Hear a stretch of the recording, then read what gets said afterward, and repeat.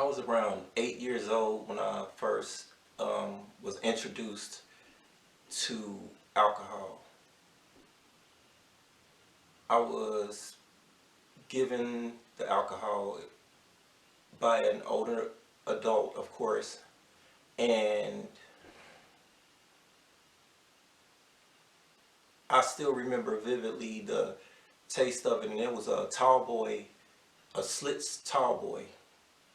That and it's kind of aging me because that was a long time ago. And they don't even make those uh, beers anymore. They don't make the tall boys anymore. And I remember the coolness of it. I remember how cold it was, ice cold. And at 8, it opened up something in me. I enjoyed it. I really enjoyed it.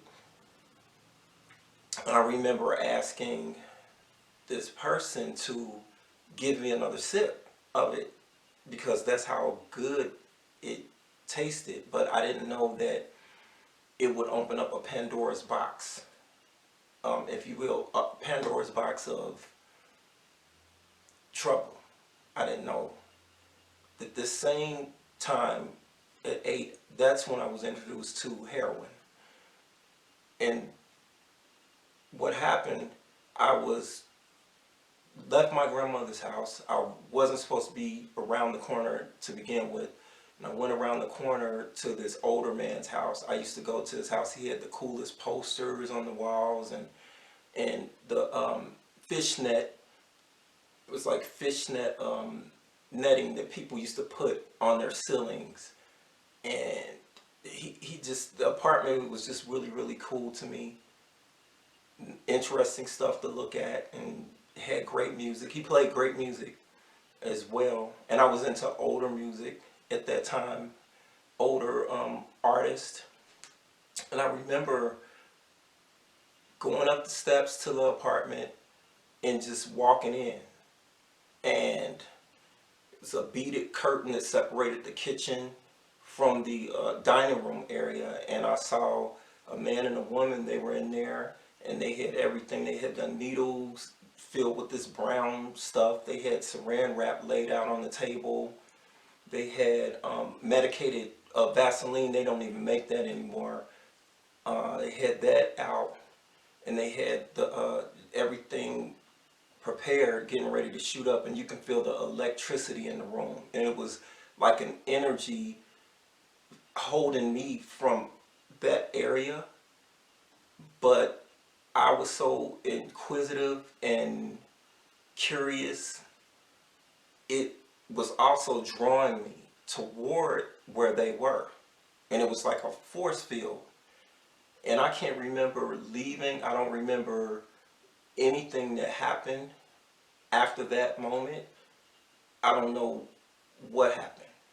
And I don't know if it was just a blackout or if it was just too much for my senses to handle. But I don't know what happened. And I don't remember even the rest of that summer. I can't even remember the rest of that summer. Then as I got older, and that's the thing about me, I was well taken care of. I had a great household that I was brought up in, but something in me was always looking for trouble. That's the only thing I could think of, or excitement or something different, because I was really shy as a kid and I was really introverted and really quiet. But it was something about that danger that drew me out. It drew me out, in which later I found out the reason why I gravitated toward that type of life or that type of energy. Later on, I think it was 17. That's when my drinking really got kicked into gear. And I used to be able to go to a drive-through. I could buy my own alcohol. They would sell it to me. I very rarely got carded, which was weird. And the funny thing is, when I turned 21, this store, that it was a local store I used to go to, that's the day that they decided to card me, which was weird. And to his surprise, he looks and sees that he's been selling to me all of this time. I don't know what made him decide to card me uh, after I turned 21, but he did. But the drinking really took over. It really took over. It took me out of who and what I was afraid to be. It took me out of who I was meant to be. But I was always chasing the alcohol, always chasing it. And I remember at, it was around 19, that's when I was introduced to cocaine. And this person called me over to the car. It was late at night and they were snorting cocaine. And they offered me some cocaine. And I remember taking a hit of the cocaine and my nostril was stopped up or whatever. And they were like, well, try the other nostril. So I tried the other nostril. And it went up, hit the back of my throat all the way down. It was gross. Hit my tongue. I hated the taste of it. I never took to that. It never appealed to me. I was always a downer type person. I always wanted something that was going to take me and mellow me out. And I remember as my drinking progressed, I was in the process of recording an album. And I had my own record label at the time. I was 22 years old. And a lot of times when I did a lot of my drinking, I was very lonely. And I felt different from everybody else. I felt like I had no connection. But at the same time, I can feel everything. I could feel everything. I was very emotional and very afraid. That's what I do remember being. But something about recording, something about being in the studio, that helped me a lot. But at the same time, I still couldn't give up that alcohol. That was just my main problem, and it dogged me. It dogged me all throughout. I was able to record the lead vocals of my EP. I recorded all that sober, but some of the background vocals, I remember I was at the studio and I was drinking, and I passed out. And they were doing some mixing and some other vocals. They were mixing some stuff down. And then they woke me up. I remember a producer waking me up for me to sing some more. And studio was packed with people. I didn't even know who they were. But I just went in the booth and sang, and that was the end of that. And I should have been happy. I should have been content, but I couldn't. It wasn't happening for me. I just was not content. I was not happy. Wasn't a happy camper at all. So I ended up recording that, and I can say I was disappointed because I thought, okay, this is it. This is gonna happen for me. I'm gonna be able to promote this album. I was selling albums and selling, and back then it was cassettes. I was doing it. I was selling them, but at the same time, I thought that it should have gone bigger than what it was. but it didn't go the way I thought.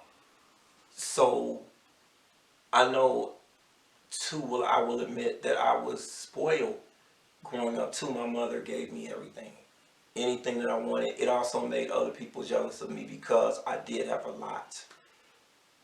And that ended up being a problem. I ended up feeling guilty actually because I had more than other people and they didn't have what I had.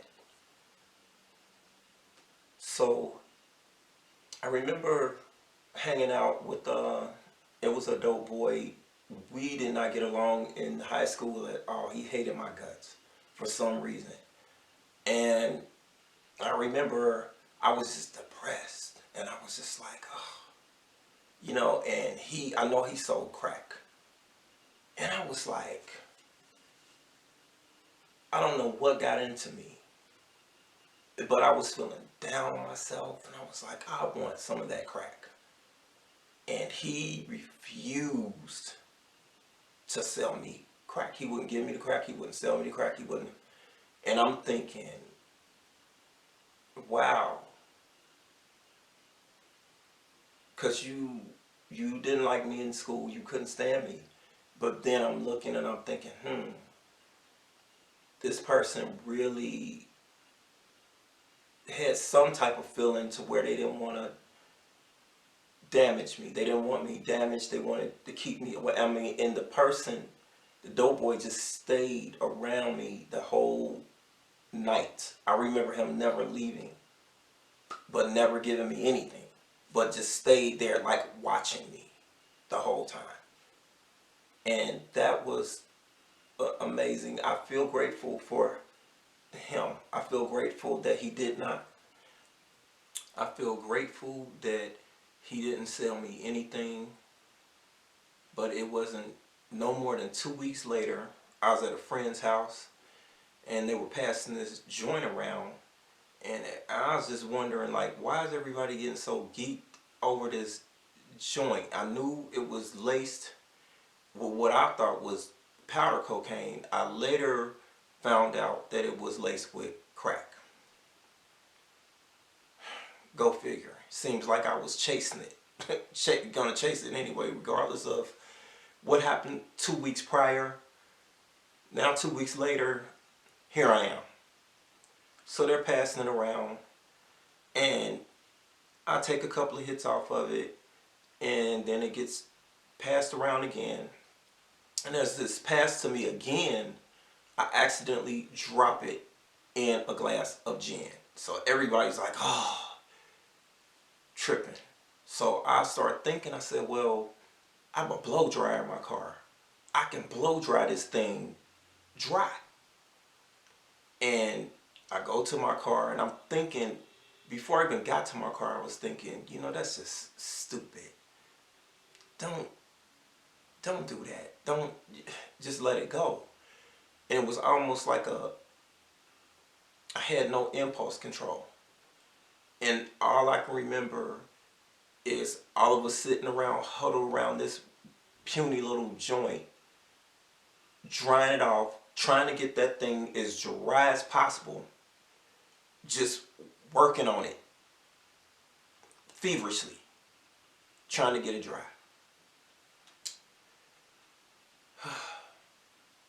And it was just crazy. Just that it just didn't make any sense. And I thought to myself, and I don't know how I had the wherewithal to think about that, but I said, I don't ever want to do that again, because I don't like being out of control like that.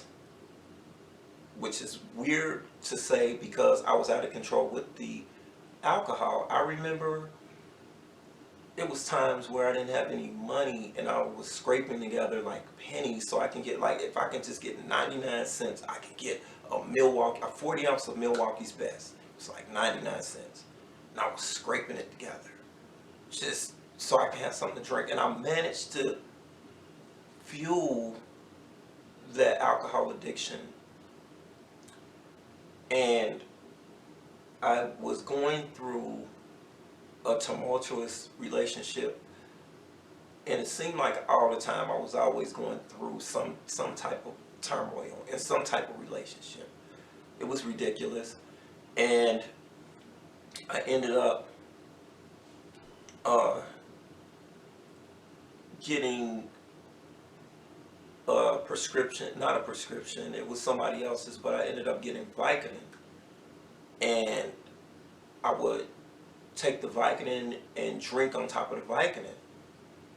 And I remember just floating. I had an apartment and I was just floating, and I just remember just not caring. I didn't care. I really didn't. I didn't care. And after those pills ran out, then I continued on with the alcohol. Then later on, I ended up being prescribed uh, benzodiazepines. It was Ativan, and I would drink on top of that because I told the doctor, I'm like, I have these performances and I need something. I need something for my nerves. And the thing is, I later found out that when you are an empath, you take on, you can feel energies very, very strongly. If you walk in a room, you can see and you can feel that. And it was that on top of stage fright, on top of everything.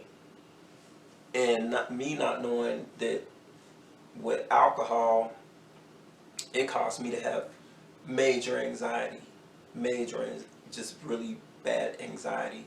And I remember getting paid even when I would work on a client, and if they didn't have money, they would pay me in pills. So I would get pills for for services. I would get they would say I want this, that, and whatever, and then they would I say okay, and they would give me the pills. And so I was taking Xanax, which I wasn't prescribed the Xanax. I was drinking on top of the Xanax. I would take the Xanax. I would smoke a blunt and then drink on top of that. And sometime I would have beer was my main thing, but then I had either a mixed drink or straight whiskey. But I had to rinse it down with a beer. And that became my daily routine, day in and day out. On top of, I was on an antidepressant that caused you to go to sleep, or it would relax you and put you to sleep. So I had those things running around in my system, and I really don't know how I'm here. Like I know how I'm here, but I don't know how. You know what I mean? So, but it's a blessing. You know, everything is a blessing. So I do remember a client, she introduced me to The Secret, and so I created a vision board and did all of that. And at the same time, which was crazy, when I was doing all of this stuff, I had the nerve to still be lifting weights, working out, trying to take care of myself, but at the same time I was like riding the fence. So I put on that vision board that I wanted to be sober, and that I wanted to be a non-smoker, and I put a whole bunch of different things on there. The whole time I kept on doing what I was doing. I kept on drinking, smoking here and there, and popping pills. So all of that was going on. Still running away from who I am. Still running, you know. At the same time, I'm wanting to be more spiritual and wanting to be connected to my inner being, but running away from it at the same time. And I ended up going through even more drama, even more turmoil. And the thing that was going on with my body, I noticed, now that I look back in retrospect, I would change alcohols, I would change beers, because it was, for some reason, certain beers made me really have a really bad headache, really sick. And I didn't understand what was going on, so I would change. So I would go from one thing to, I would do malt liquor, then if it wasn't malt liquor, then I would go to a genuine draft. If it wasn't a genuine draft, I would go to like I just kept switching out because I would start becoming really ill. And one day, I just, I don't know what happened. I woke up, I was feeling fine. I took a shower, sat on the couch, and I became really ill. Like my head was hurting me, and I could smell the chemical. I could smell the alcohol coming out of my system. It was horrible. And I said to myself that day, I said, well, I guess today is the day. And I got myself together and I went to work, and I stayed in the salon late because my witching hour is what they call it, was at 9:30, 10 o'clock. So I worked on this client until 10 o'clock. I cleaned up the salon till 10:30. I set the alarm, locked the door, and then I headed home. And I knew that, okay, if I can just get past that 9:30, 10 window, I can do it. I know it. I can just, so I had to dig my heels in, and it was a mess. I made it through the night. Then the next day, I'm not thinking the shakes and the different stuff that was going on was the DTs. I'm just not thinking it, not knowing what it is, and I would have anxiety attacks out of this where I didn't know what was going on. And it was my body, my nervous system trying to readjust to not having that chemical, not having that alcohol. I didn't know how long that was going to last.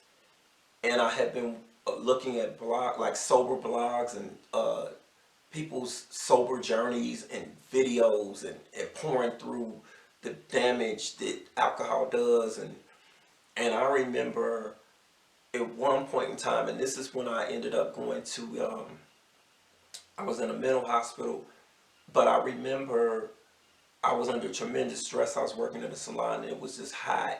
It was just really high volume of clientele and everything. And I was an assistant at the time, and I also had my own clients. And I knew that I needed some medication. So I go to the doctor and I tell the doctor, I say, hey, I said I need to be put on something. I said I just can't take a serotonin reuptake inhibitor because I knew that didn't get along with my body. She says, oh no, you'll be fine. I'll give you, she gave me this drug, and it was a serotonin reuptake inhibitor, and it sent me into a nervous breakdown, but I probably helped it with the alcohol and the marijuana. I will take responsibility for that part of it.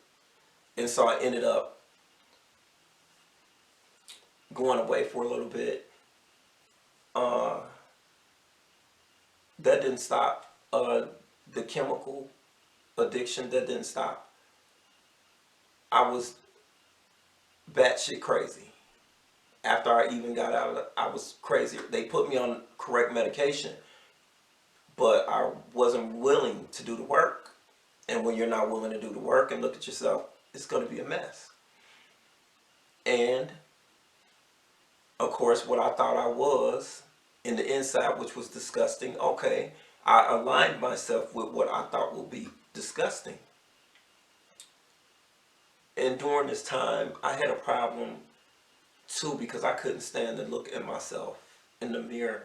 So I would spend enough time in the mirror to just wash my face and shave or whatever and brush my teeth or whatever, but I would not look at myself, period.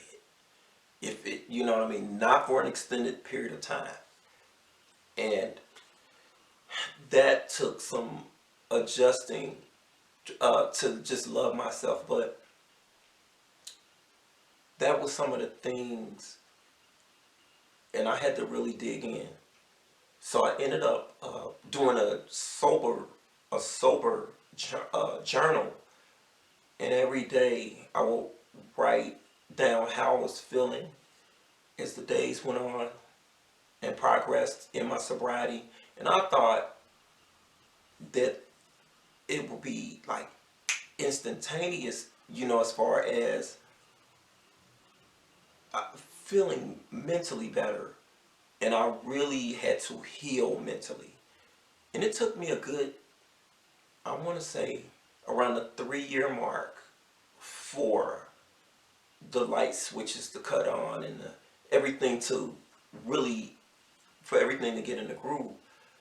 And the thing that I want people to know is that if you're going through anything like this, or you are suffering or anything like that, when you think you're alone, you're not alone. That was my thing. I kept thinking that I was alone. But I had people that I reached out to, as far as my coworkers. I knew that they had an idea of what was going on with me, and I knew that if I told my coworkers, they would hold me accountable if they saw anything change about me, or if they suspected that I was under the influence of anything. Now that was something difficult to do, trusting my coworkers. I wouldn't suggest that to anyone that is working in a environment where they have been hired by someone. I was self-employed at the time, so I was able to divulge that information and let them know that what was going on, just in case I got severely ill from withdrawing from the chemicals, the alcohol and the pills and the different things like that. I was able to confide in them and trust them, and that worked out. But the blogs and reading different stories, that let me know that people shared that same thing with me. They shared the same story. In different ways. Some things were exactly the same, some things were different. But we were all on the same page as far as wanting to get well. So that was one of the good things about reaching out, and just knowing in the inside that I was not the only one going through this. And I ended up being so content with the growth and with small things, and just being appreciative of things and the gifts that I was given. I thank God that I did not get signed to a deal like I wanted, because I know I wouldn't have survived it. I would not be here to tell you this story, to tell you all of the things that happen. Because so many artists, so many recording artists, they suffer from anxiety, social anxiety, like I do from time to time. And sometimes that's all they can do to cope, is to do a drug or something, just to deal with being in the industry. Even though, and it sounds really weird, but their gift is calling them to perform and to be out there, but at the same time, they're afraid. They are afraid of it. And I was like that, to where I would get really, really nervous, really stage fright, like I don't know what. But coming into who I am spiritually and learning to be unconditional, that's it, unconditionally loving to myself. And then I had to learn to not put restrictions or any kind of I guess rules or regulations on how someone should treat me, or how I have the rules for them to treat me with respect, but to not, I guess, to teach them how to treat me. That's what that's what it is. I had to learn how to teach other people how to treat me.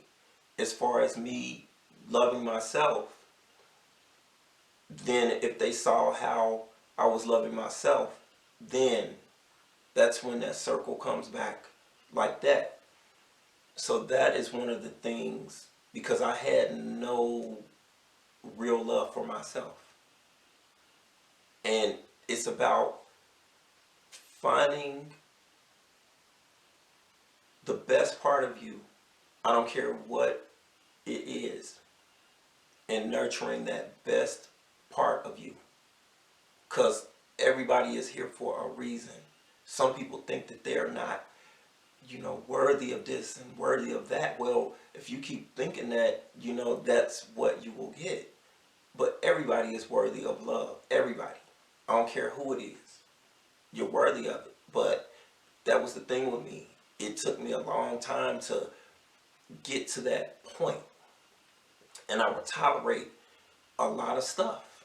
I would tolerate so much crap. But I couldn't expect more because I was tolerating crap for myself when I was doing different things to myself.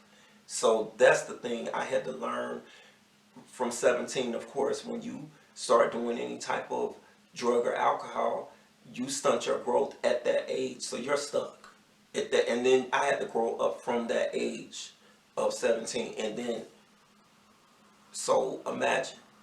And then me being now 6 years sober, going on 7 years, that I feel like it's a miracle, because I didn't think I would get to this point. I didn't think it was gonna happen. As a matter of fact, the thing that happened with me that spearheaded it, that I later found out, is I became allergic to the hops and the barley and the yeast that was in the beer. So that's what was giving me the migraines, because I can have, and the stopped up nose. It was a time where I would have a sip of beer, all of this will block up, and my head will bang. And then that's when I found out later on, after I stopped, that that's what it was. And I said, well, I'm done with that, because the thing was, beer was my favorite. That was my favorite drink of all time. I started out with Red Bull, because they used to have Red Bull and Blue Bull beer. Before, was that caffeinated drink. I don't even know if it's the same company, but we used to have Red Bull. Red Bull was sweeter than it was malt liquor. Red Bull was sweeter than the Blue Bull. And I would always prefer the red because it was sweeter. And then I graduated. I used to drink Diamond Coolers. They don't even make them things anymore. And all the while I was still making my money, working constantly, still doing what I needed to do. But I probably could have gone farther, but I have to have no regrets now, because I'm able to talk about it. Because it's a lot of people that can't talk about it. It's a lot of people that have OD'd and cirrhosis of the liver and different things like that, and in bad health. And it's a good thing that, I have my health.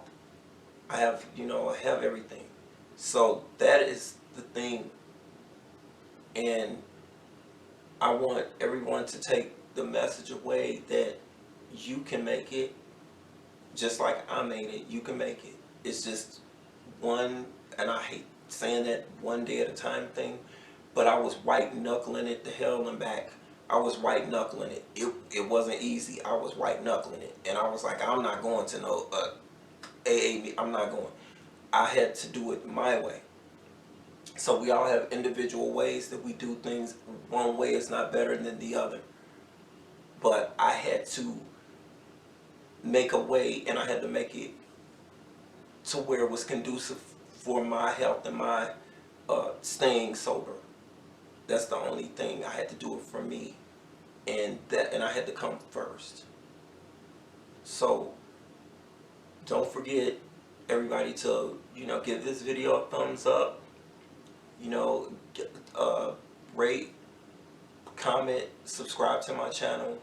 I will be covering more on sobriety and my everyday life, as far as my recordings and studio and different things that I've gone through in my life. So I appreciate everyone out there, and stay tuned. All right, peace.